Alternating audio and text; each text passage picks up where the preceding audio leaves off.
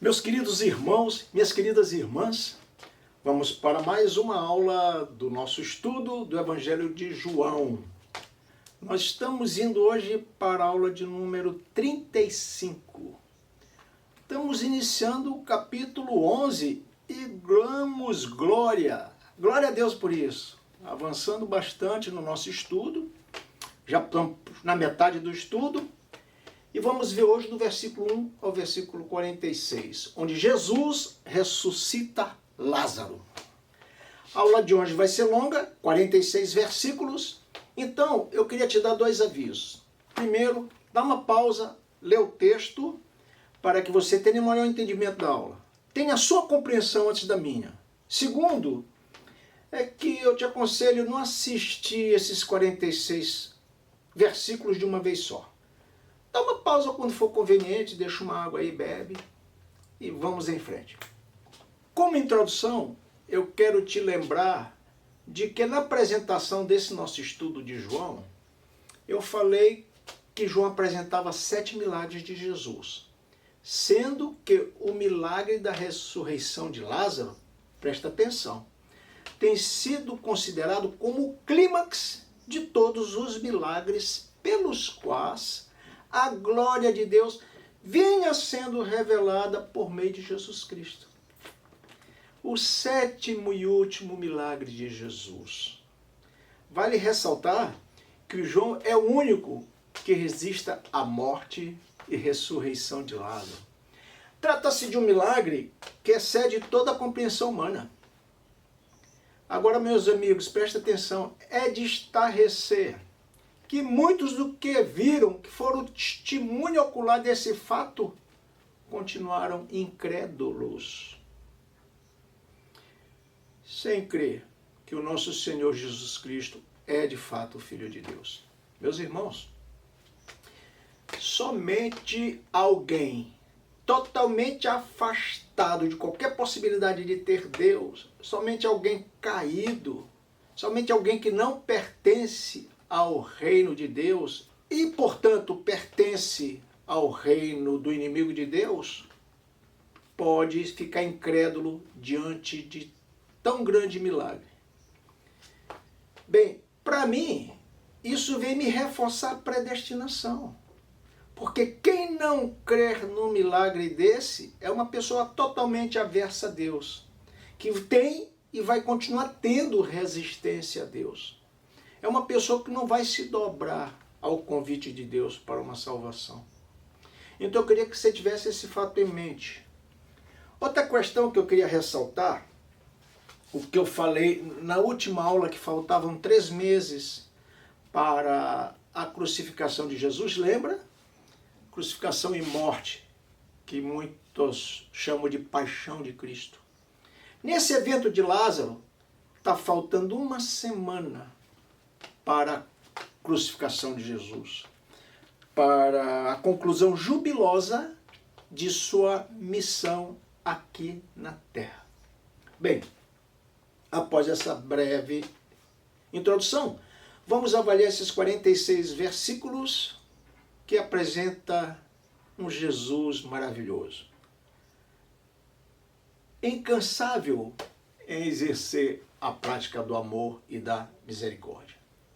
Do versículo 1 a 4, vai contar que Jesus era amigo de Lázaro, Marta e Maria, que morava ali em Betânia, que fica a 3 quilômetros de Jerusalém. Lázaro estava muito doente e suas irmãs mandam a Jesus o seguinte recado, versículo 3. Senhor, o seu querido amigo está doente. Presta atenção no detalhe. O seu querido amigo está doente. Intimidade, amor, relacionamento.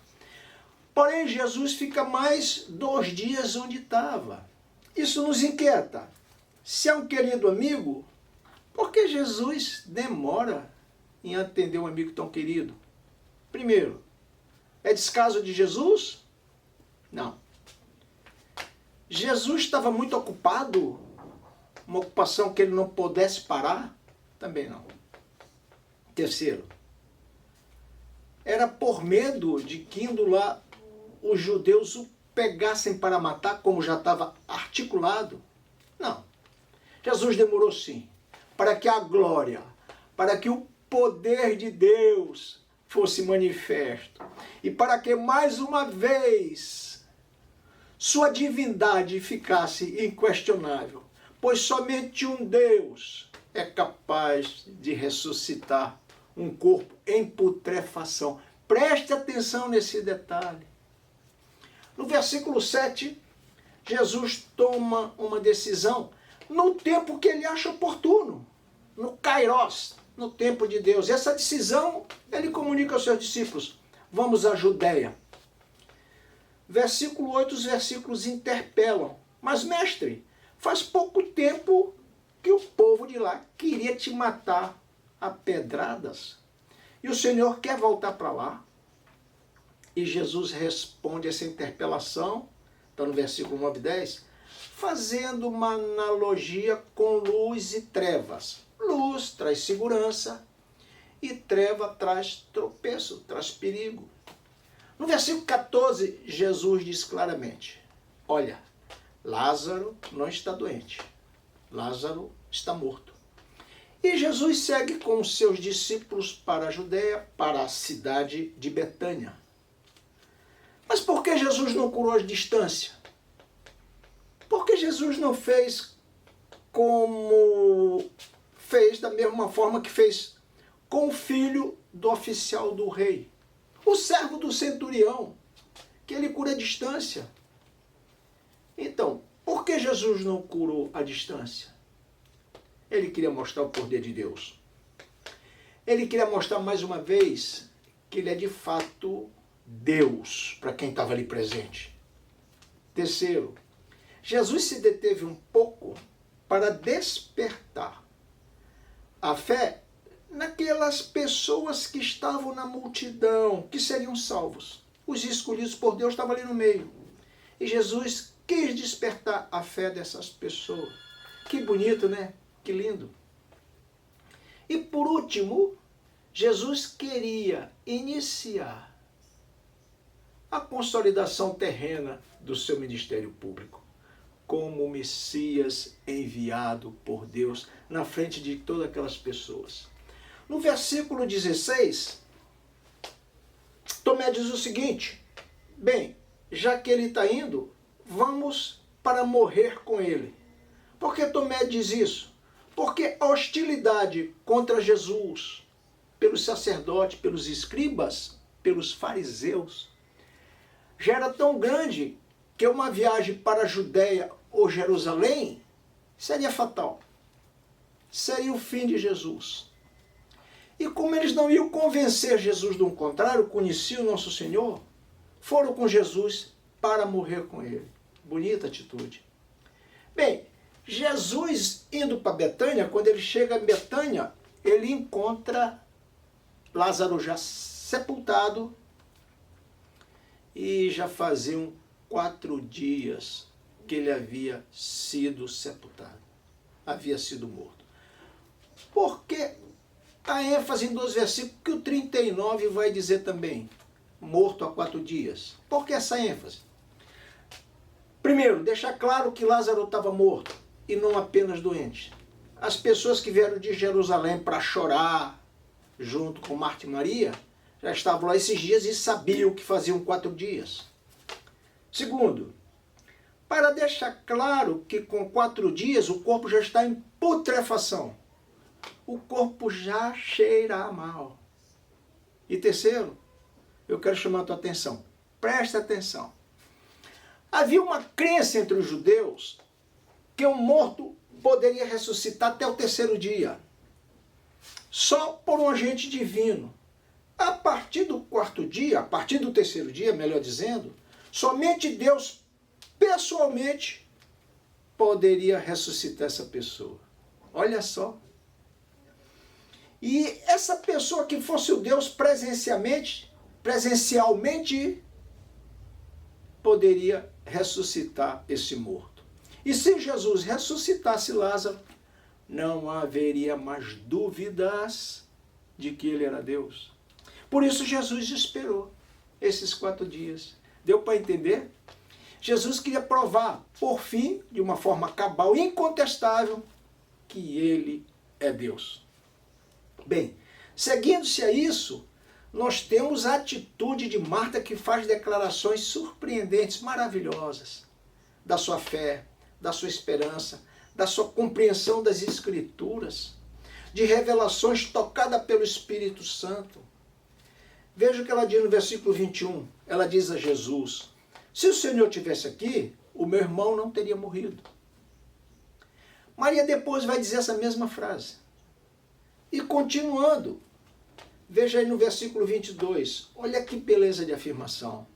Mas eu sei que mesmo assim, Deus lhe dará tudo que o Senhor pedir a ele.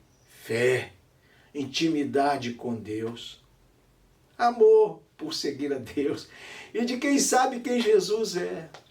E Jesus responde: o seu irmão vai ressuscitar. E no versículo 24, olha o que Maria diz. Eu sei que ele vai ressuscitar no último dia. Mostrando conhecimento da palavra de Deus. Ele vai ressuscitar no último dia. Ele vai ressuscitar na sua segunda vinda. E no versículo 25, vem uma afirmação maravilhosa desse texto, onde ele diz: eu, Marta, eu sou ressurreição e vida. Quem crê em mim, ainda que morto, viverá. E quem vive e crê em mim, nunca morrerá. Você acredita nisso?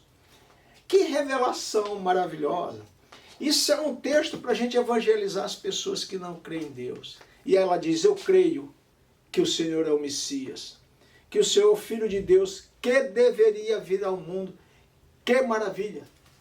Que afirmação fantástica! Somente uma pessoa iluminada pelo Espírito Santo pode fazer uma afirmação dessa. E uma pessoa que é iluminada pelo Espírito Santo, a tal ponto de fazer uma afirmação dessa, é feita por quem tem intimidade com Deus. Um parêntese, quero lembrar a todos vocês, João fez essa afirmação. Veja lá Mateus 16:16, quando Jesus pergunta: quem o povo diz que eu sou? Uns dizem que eu sou João Batista, outros dizem que você é Elias. Ele diz: mas vocês, o que vocês dizem que eu sou? E Pedro, tocado pelo Espírito Santo, diz: o seu Messias, o Filho de Deus vivo. Confissão que os pais da lei, que os doutores da lei, que os sacerdotes deviam ter feito, mas estavam longe de entender a divindade do nosso Senhor.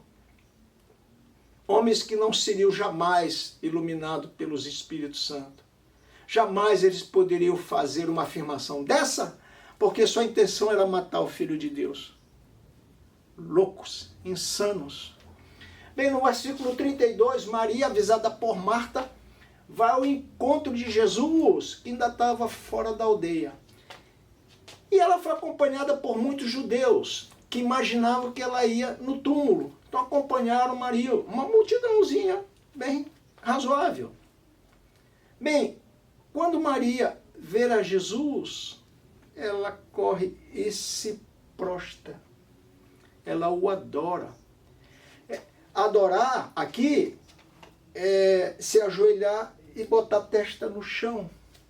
Só se fazia isso naquela época quando a pessoa era um rabi, quando a pessoa era enviado de Deus. E ela sabia que aquele homem era o Messias.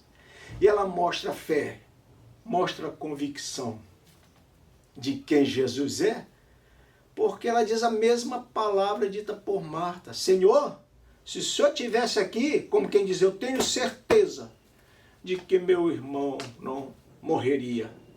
Eu acredito no teu poder. Em outras palavras, ela está dizendo isso. Eu sei do teu ministério. Eu sei que o Senhor Messias que deveria vir ao mundo. E se o Senhor estivesse aqui, o Senhor curava o meu irmão. Sabia que ele era o Filho de Deus. Que maravilha! Mulheres crentes, uma família de crente, uma família que tem intimidade com Deus, faz toda a diferença. E por isso Jesus os amava. Só que Jesus tinha planos muito mais elevados do que fazer uma cura, como já explicamos. Jesus queria tirar qualquer dúvida da sua divindade e do poder do Deus que o havia enviado para todos aqueles presentes. Jesus queria dar uma forma final e cabal. Bem, no versículo 33 diz que Jesus, ao ver a emoção de Maria e daqueles que vieram chorar com ela, que choraram também pela atitude dela diante do Senhor, Jesus se comoveu. E Jesus se emocionou. Jesus se estremeceu. Jesus se condoeu por ver a tristeza, por ver o sofrimento de Maria e seus amigos que vieram chorar com elas. Então, nesse ponto, queridos, está mais uma vez o fato de que Jesus sofria, de que Jesus amava, de que Jesus chorava, de que Jesus era de fato humano. Nesse versículo não tem dúvida de sua total humanidade, mas sabemos que ele não poderia abrir mão da sua divindade e do seu poder. Assim, portanto, Jesus era homem e era Deus. Filho de Maria e José, mas filho de Deus Pai. Veja o versículo 35, mais um ponto alto dessa maravilhosa história. Que Jesus, vendo toda aquela comoção dos judeus amigos da família chorando, e Maria prostrada a seus pés em prantos, Jesus chorou. Emocionante, emocionante. Um ponto alto desse texto. Um Jesus que sofre com nossas dores. Um Jesus que chora a nossa morte. Jesus, eu posso te afirmar, que se compadece do nosso sofrimento. Jesus se compadece dos nossos pesares, dos nossos lutos. Quando perdemos algum ente querido, Jesus chora conosco. Reconheça isso. Jesus não está alheio ao teu sofrimento. Jesus não chora só por Lázaro. Ele chora também pelo sofrimento daqueles que estavam enlutados, das irmãs que perderam o irmão, uma separação que para elas era irredutível, do irmão que amava. E Jesus chora também pelo sofrimento daqueles enlutados, pela dor. Jesus chora pela morte de Lázaro, porque ele, mesmo sendo Deus, ele entende a compreensão deles, que achavam que era o fim de tudo. Mas Jesus chora pelo fim trágico de toda a humanidade, que o fim de toda a humanidade é a morte. Se não crer no Senhor Jesus como Senhor e Salvador, João 3,36, leia lá. Continuarão separados de Deus aqueles que não creem no Senhor como Salvador. Terão uma morte fria, uma morte eterna. Não terão alternativa. Presta atenção, raciocina aqui comigo. Como Deus que é, ele não podia ir direto ao ponto da ressuscitação de Lázaro? Lázaro, ressuscita, ele veio para fazer isso. Mas como ele ama, e quem ama se importa. Quem ama o próximo sente a dor do próximo. E Jesus só quer expressar esse amor. Jesus, em toda atitude, ele nos ensina. Ele ama as pessoas e nos ensina a amar, a chorar com quem está chorando, a se alegrar com quem está alegre. E muitas vezes nós temos pessoas próximas a nós, carecendo de atenção, carecendo do nosso amor, nós somos crentes insensíveis. Não olhamos para o necessitado que está ao nosso lado. E no versículo 39, Jesus diz, tirai a pedra. um dos momentos mais comoventes da história da humanidade, não é só desse texto. Tirai a pedra. Esse é o nosso limite. Conseguimos, no mais, tirar a pedra. É o máximo onde podemos ir. Mas mostra aí nossa participação nos projetos de Jesus. É nosso limite na escala da espiritualidade, na escala do sobrenatural de Deus. Mas agimos, somos convidados a participar do sobrenatural de Deus. Nem que seja para tirar pedra. E ser usado como canal de bênção para aconselhar, para exortar. Usado como canal de Deus para participar das obras do Senhor. Intercedendo, orando, socorrendo, alimentando. Bem, Marta é uma preocupação legítima e humana, diz: Senhor, já cheira mal, já é de 4 dias. Marta sabia que a decomposição e a putrefação já estavam ocorrendo. Mas quem estava ali era o glorioso Jesus, que criou todas as células do corpo de Lázaro. É o rei, aquele que tem condição de tirar qualquer pessoa da morte e levar para a vida eterna. Então a ordem, tirai a pedra, veio daquele que criou todas as coisas. Aquele que tem poder para realizar qualquer milagre, nos tirar de qualquer situação. E diz o texto que depois disso Jesus orou. Bem, você lembra que numa aula atrás eu te perguntei por que Jesus se batizou? Eu vou te perguntar aqui também. Por que está registrado no versículo 41 que Jesus orou? Ele não é Deus co-igual com o Pai? Por que ele tem que orar? Ele não pode mandar fazer isso, fazer aquilo? Será que Deus precisa orar? As atitudes de Jesus são para nos ensinar. Toda atitude dele, ele passa o ensinamento. Ele orou para mostrar que ele é submisso a Deus. Orou para mostrar que ele é um ser grato ao Pai. Ele orou para nos mostrar submissão. Orou para nos mostrar. Jesus orou para mostrar a nós, da multidão, que nós devemos crer na possibilidade de acontecer na nossa vida o poder irrefutável de Jesus na minha vida e na sua vida. Ele orou para nos ensinar a orar com fé.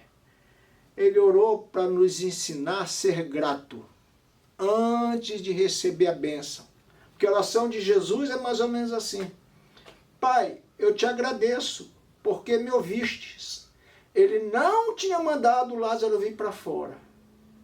E disse: eu oro te agradecendo porque me ouviste. Ele não fez o pedido ainda.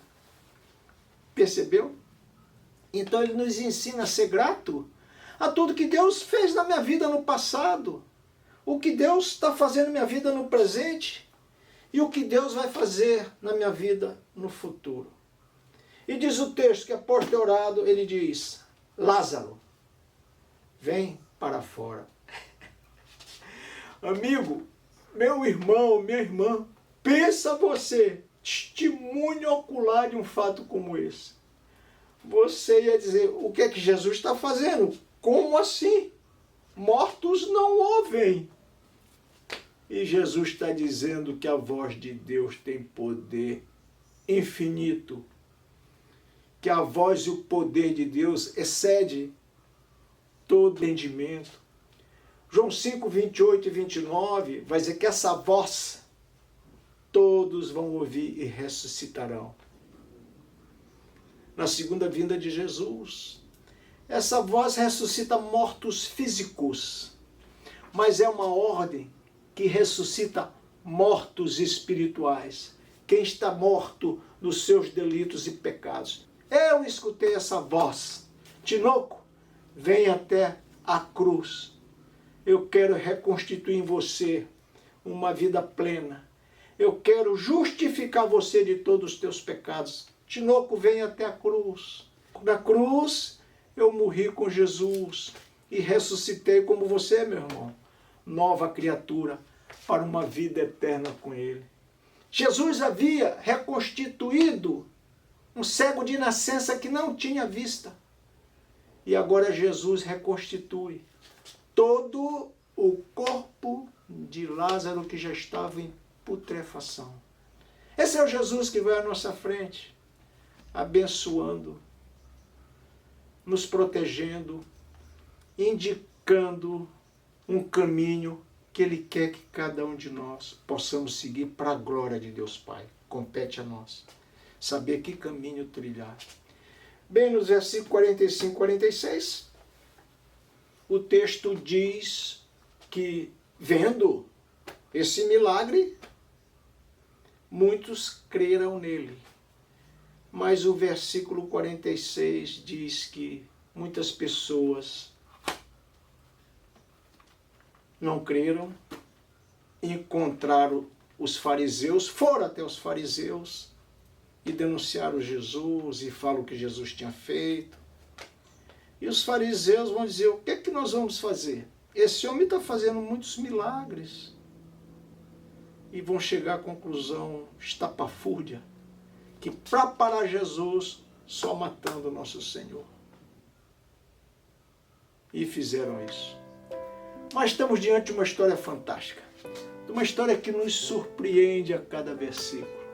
Uma história que mostra o Jesus que para, que dá atenção. O Jesus que socorre, que abraça. O Jesus que se condói da nossa dor.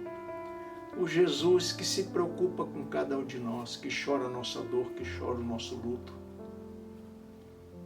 Uma história maravilhosa. Creia nesse Jesus. Anime a sua fé.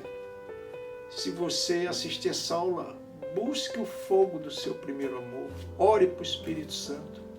Creia que Jesus é o único que pode te dar paz, que pode ressuscitar em você uma nova criatura, que pode renascer em você uma esperança que já está morta, que pode te tirar às vezes da religiosidade que você está seguindo e te trazer para uma espiritualidade verdadeira, onde você nota a presença de Deus na tua vida, onde você depende de Deus e você quer depender a cada dia mais, porque é a única saída para esse caos do mundo que temos vivido.